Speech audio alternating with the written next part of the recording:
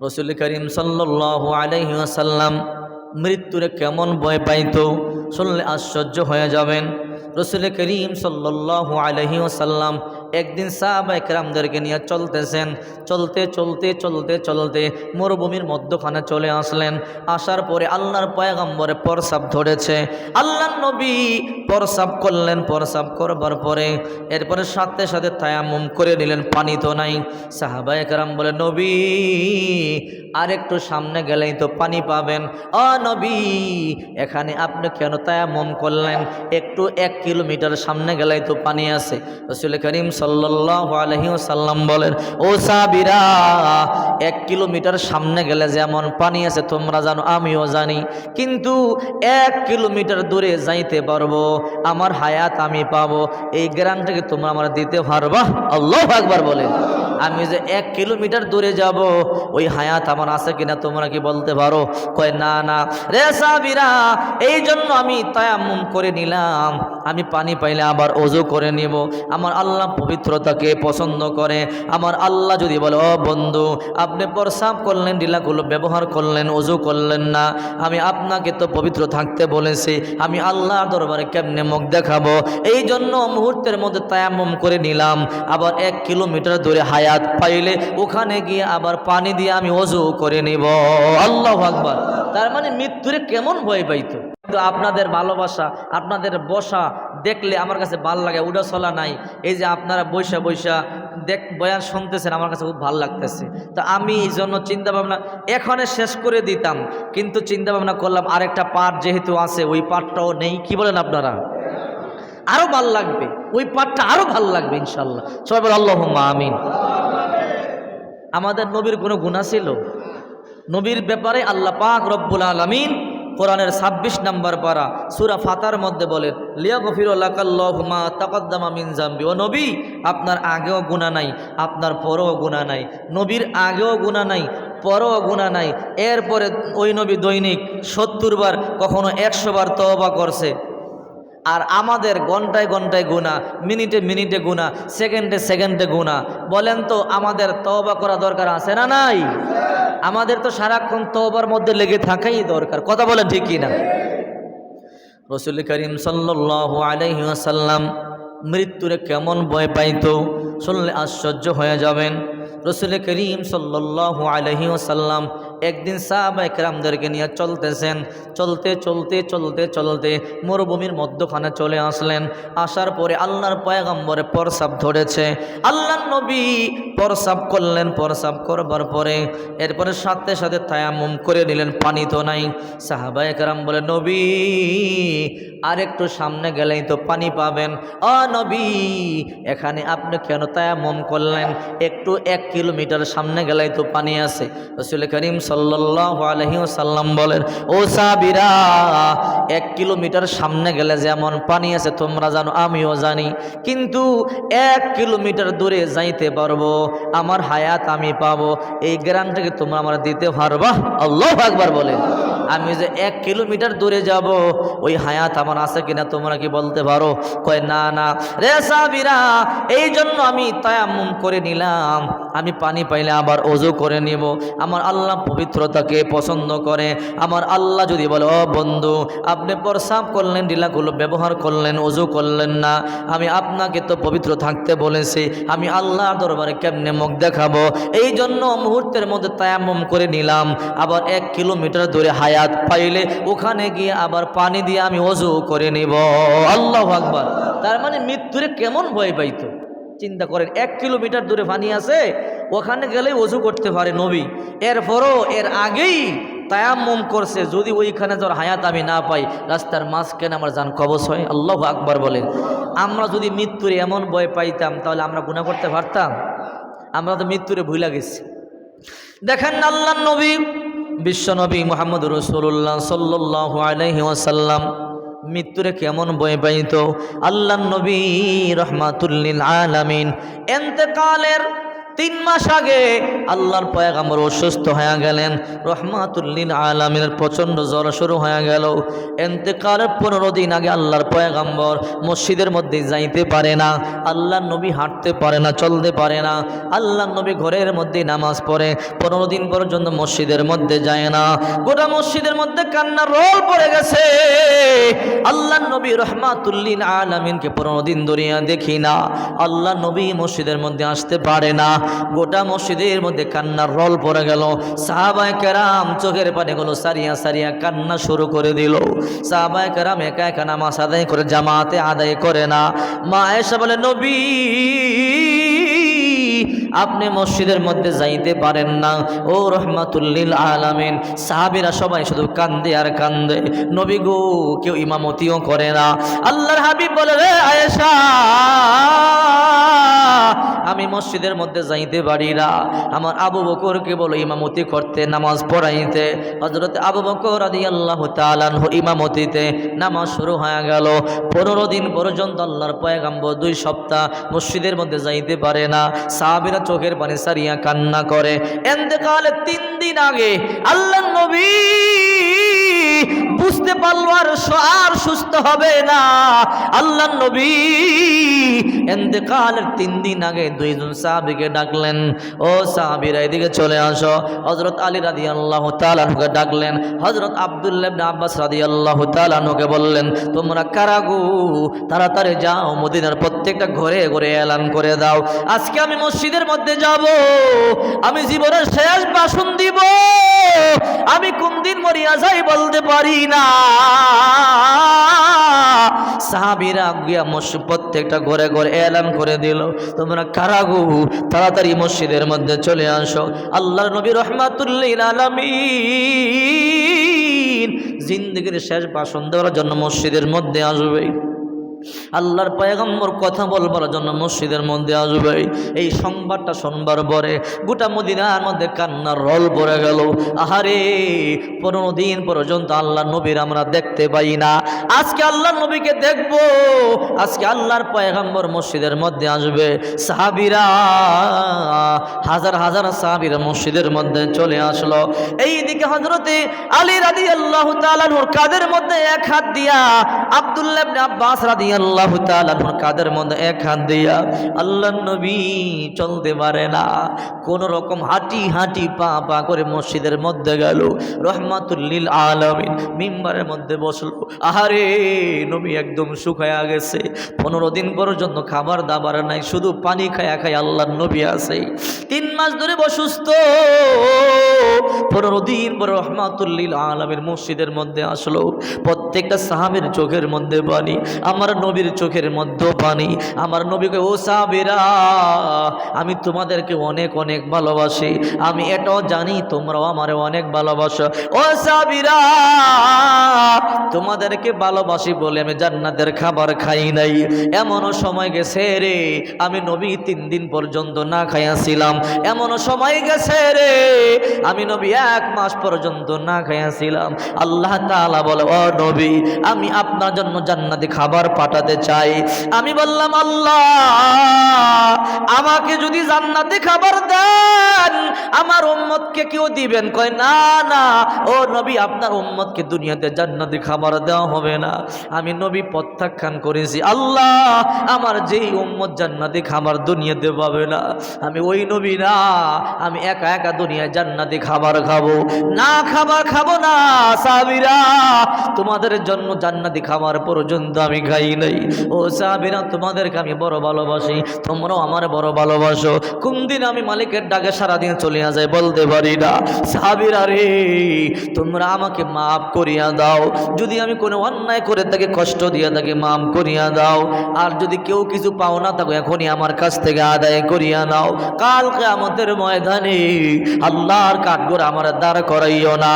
আল্লাহর নবী বলে, ও সাহাবীরা তোমরা কেউ টাকা পয়সা পাইলে বলো এখনই নিয়ে নাও, আল্লাহ দরবারে আমার আল্লাহর কাঠগড়ায় দাঁড় করাইবা না। আল্লাহর পয়গম্বর একবার দুইবার তিনবার বললেন, কেউ কথা বলে না। নবী আমার চোখের পানিগুলো সারিয়া বলে, সাহাবীরা রে, কেউ টাকা পাওনা থাকলে বলো। হঠাৎ করে একজন সাহাবী দাঁড়াইয়ে বলে, ও নবী, আমি আপনার কাছে 2টা টাকা পাই। আল্লাহর পয়গম্বর বলল, কোন সময় তোমার কাছ থেকে আমি টাকা নিলাম বলো? আমার একটু মনে করাইয়া দিবা কি নবী গো, আমি মক্কা শরীফে আপনার সামনে ছিলাম, হঠাৎ করে একটা ভিক্ষুক আইসা আপনার কাছে 2টা টাকা চাইলো, আপনার কাছে টাকা নাই। আপনি পকেটে তালাশ করিয়ে দিলেন, দেখলেন একটা টাকাও আপনার পকেটে নাই। আমাকে বললেন, সাহাবী, তোমার কাছে থাকলে দিয়া দাও, 2টা টাকা পরে আমার কাছ থেকে নিয়ে নিও। নবী গো, ওই যে 2টা টাকা আপনি নিয়ে ভিক্ষুক করে দিছিলেন, ওই টাকাটা এখনো পর্যন্ত আমারে দেন নাই গো নবী।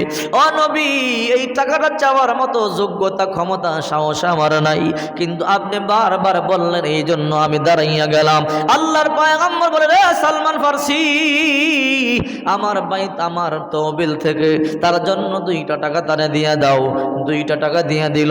আল্লাহর পয়গম্বর আবার বলল, সাহাবীরা রে, তোমরা কেউ আমার কাছে টাকা পাও কিনা বলো? কোনো সাহাবী কোনো কথা বলে না। আবার আল্লাহর পয়গম্বর বলে, যদি কোনো লেনদেন থাকে বলো, এখন চাইয়া না, কিয়ামতের ময়দানে আল্লাহ দরবারে আমি নবীরে দাঁড় করাইও না। এই কথা বলতে দেরি, হঠাৎ করে একটা সাহাবী দাঁড়াইয়া গেল, নাম তার উক্কাশা রাদিয়াল্লাহু তাআলা আনহু। আল্লাহর পয়গম্বর বলে, রে উক্কাশা, তোমার সাথে আমার কি লেনদেন বলবা কি? নবী গো, আপনার সাথে আমার বড় লেনদেন আছে। বলে, কি লেনদেন? ও রহমাতুল লিল আলামিন, আপনি কয়েকটা আঘাত আমার পিঠের মধ্যে করছিলেন, হিসাব বরাবর করতে হলে গো ওই আঘাতগুলো আপনার পিঠের মধ্যে করতে হয়। এই কথা শুনতে দেরি, গোটা মসজিদে কান্নার রোল পড়ে গেছে রে। কেমন সাহাবী নবীর পিঠের মধ্যে আঘাত করতে চায়? আল্লাহর নবী তখন বলল, উক্কাশা, আমারে মনে করাইয়া দিবা কি, আমি কোন দিন তোমার পিঠের মধ্যে আঘাত করছিলাম?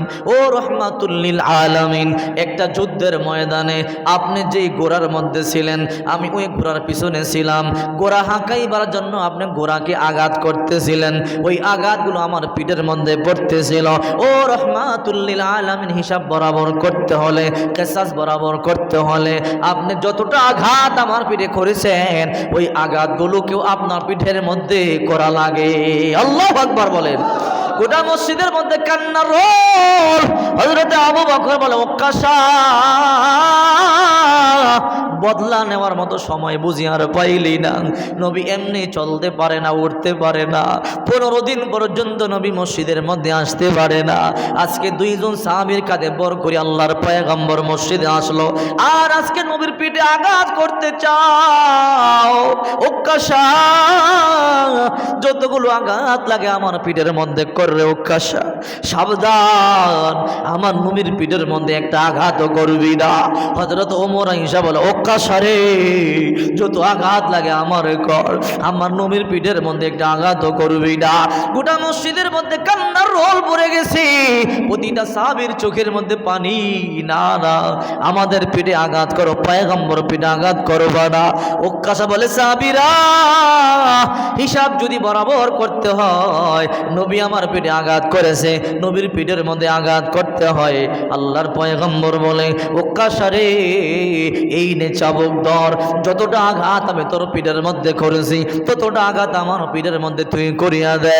যখন হাতের মধ্যে চাবুকটা নিল, উক্কাশা বলে, না গো নবী না, এই চাবুক দিয়ে আপনি আমার আঘাত করেন নাই, এটা আপনার চাবুক না। আপনি যেই চাবুক দিয়ে আমার আঘাত করেছিলেন, ওই চাবুকটা লাগবো। রহমাতুল লিল আলামিন গো, ওই চাবুক দিয়ে আঘাত না করলে হিসাব বরাবর হবে না। সাহাবীরা অবাক হয়ে গেল, কেমন একজন সাহাবী নবীর পিঠের মধ্যে সত্যি সত্যি চাবুকের আঘাত করবে?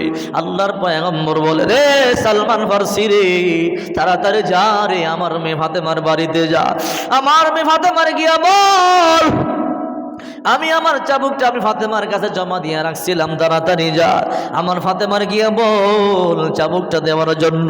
ওই চাবুক দিয়ে তার পিঠে আমি আঘাত করেছিলাম, আমি চাবুকটা ফাতেমার কাছে জমা রাখছি। হযরত সালমান ফারসি রাদিয়াল্লাহু তাআলা আনহু দৌড়ে ফাতেমার বাড়িতে চলে আসলো, দরজার মধ্যে নক করে বলে, রে ফাতেমা দরজা খুলো। কে তুমি? বলে আমি নবীর সাহাবী সালমান ফারসি। ও সালমান ফারসি ভাই, আপনি আমার দরবারে কেন আসলেন? ফাতেমা রে, আল্লাহর পয়গম্বর নাকি চাবুকটা তোমার কাছে জমা রাখছে। বলে হ্যাঁ।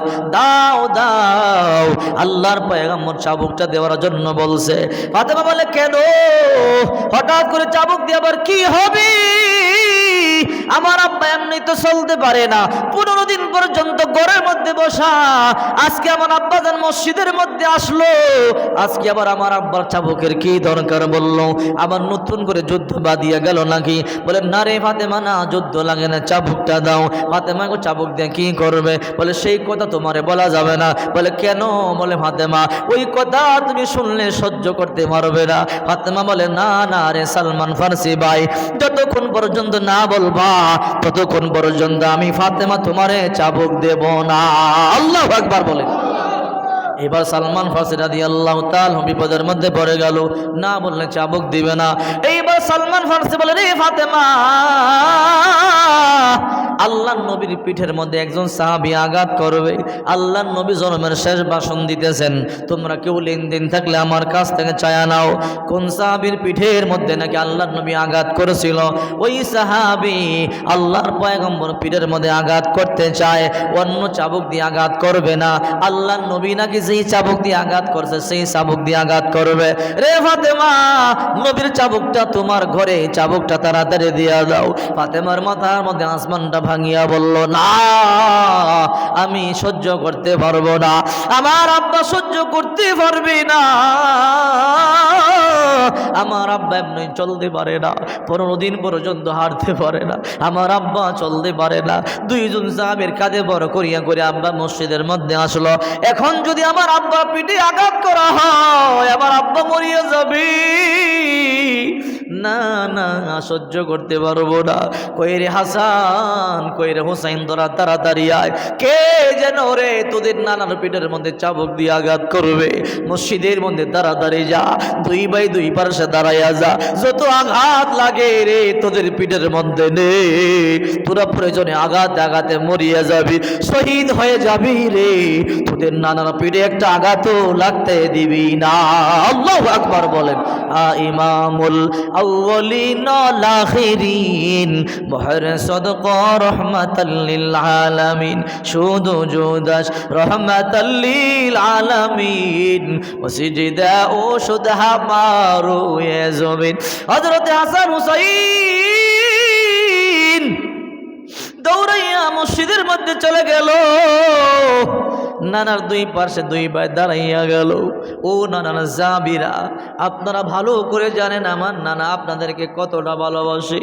আমার নানা 15 দিন পর্যন্ত চলতেই পারে না। 2জন সাহাবীর কাঁধে বড় করে করে হাঁটি হাঁটি বাবা করে মসজিদের মধ্যে আসলো।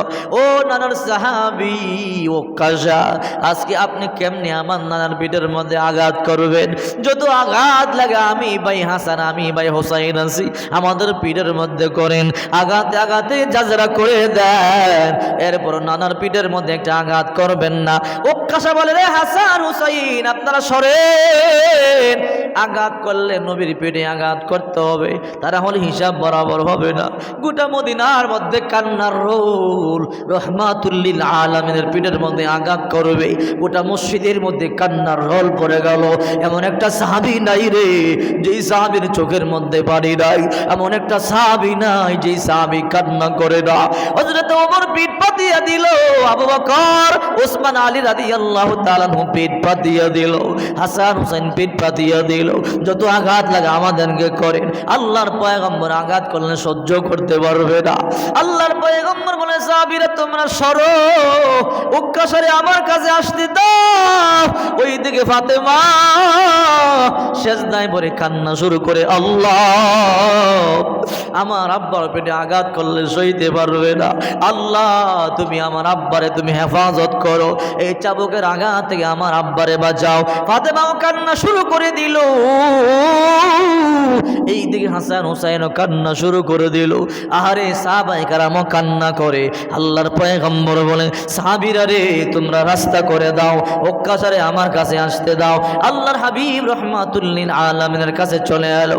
আল্লাহর পয়গম্বর বলল, নে ওক্কাসা নে, এই চাবুক দিয়ে তোরে আমি আঘাত করেছিলাম, নে চাবুক দিয়ে আমার আঘাত করিয়া হিসাব বরাবর করে ফেল, এরপর কিয়ামতের ময়দানে আল্লাহ কাঠগড়ে আমার দাঁড় করাবি না। ওক্কাসা বলে, ও রাহমাতুল লিল আলামিন, হিসাব বরাবর করতে হলে গো নবী আপনার পিঠ থেকে চাদরটা সরাইতে হবে, কারণ যেদিন আপনি আমাকে আঘাত করেছিলেন গো নবী ওই দিন আমার পিঠের মধ্যে চাদর ছিল না। আল্লাহর পয়গম্বর চাদরটা সরাইয়া দিল। চাদরটা সরাইবার পরে আল্লাহর পয়গম্বর বলে, আঘাত কর ও নবী। না না, আপনার গায়ের মধ্যে যে গেঞ্জি আছে ওইটাও সরাইতে হবে। বলে কেন? বলে ওই দিন আমার গায়ের মধ্যে গেঞ্জিও ছিল না, কোনো কাপড় ছিল না, খালি চামড়ার মধ্যে আপনি আঘাত করেছিলেন।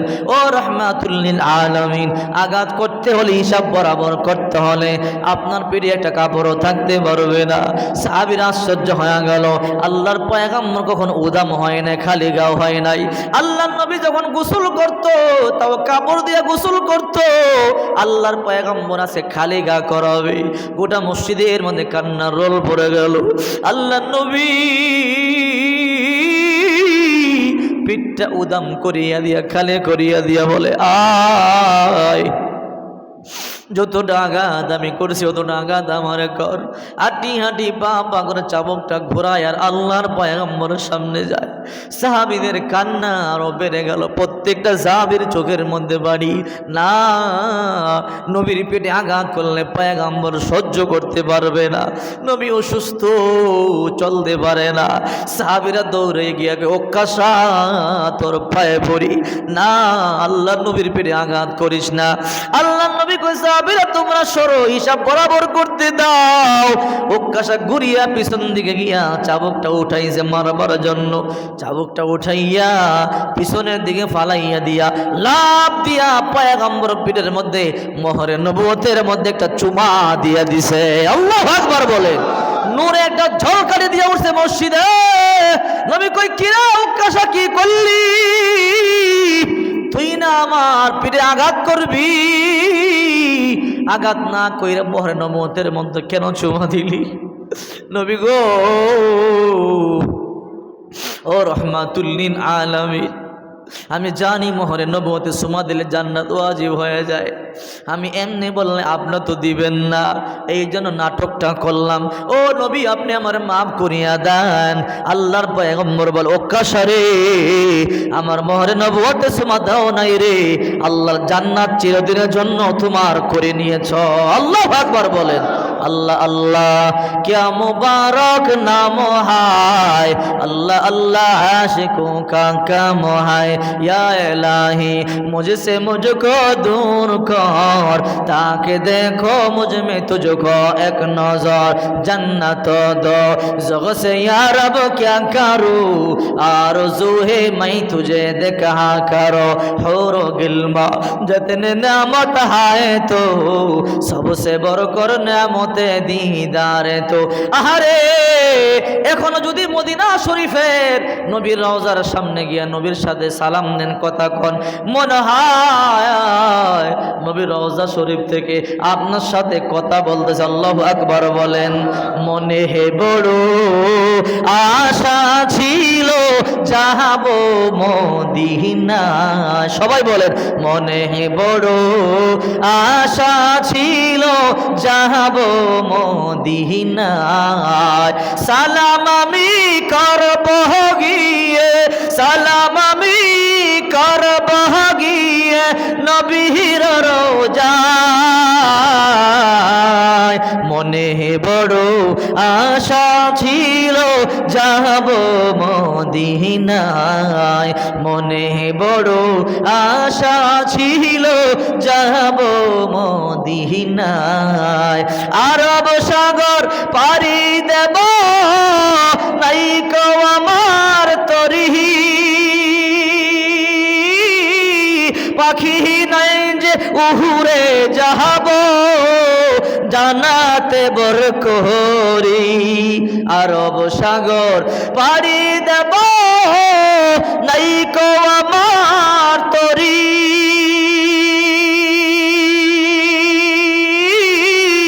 পাখি নাই যে উহুরে যাব জানাতে বর করি আমার আশায় আছে সম্বল নাই আশায় আছে সম্বল নাই করি কি উপায় মনে বড় আশা ছিল মদিনায় মনে বড় আশা ছিল যাব মদিনায় কাফেলাতে কে যাও তুমি কে যাও বায়া তোহরি যাও না আমায় সঙ্গে লইয়া খালি কি বা করি সঙ্গে যদি নালাও মরে গিয়ে মদিনায় এই গরিবের সালাম দিও নবীর রোজায় সঙ্গে যদি নালাও মরে গিয়ে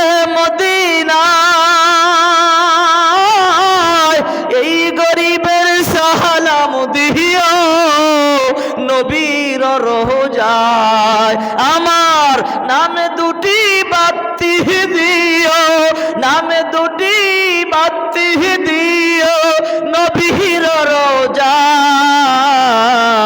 মনে বড় আশা ছিল যাব মদিনায় সালাম আমি করব গিয়ে সালাম আমি করব গিয়ে নবীর রোজায়